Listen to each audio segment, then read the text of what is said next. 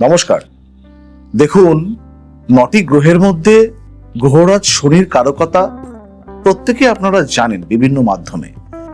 এই গ্রহরাজ শনি যদি আপনার জন্মছকে যদি পীড়িত অবস্থায় থাকে, তাহলে বেদনার কখনো শেষ হয় না।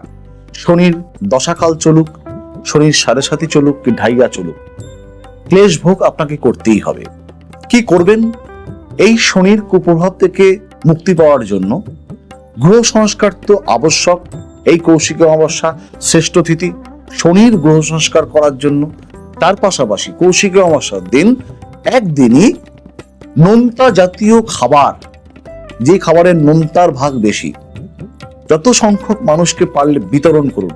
10 জন হোক, 15 জন হোক, 5 জন হোক, কৌশিক অমাবস্যার দিন নোনতা খাবার বিতরণ করুন, শনির কুপ্রভাব থেকে মুক্তি পাবেন। 107তম সর্বপরিত্রাণ মহাযজ্ঞে সকলকে স্বাগত। কৌশিক অমাবস্যার দিন ভালো থাকবেন। নমস্কার।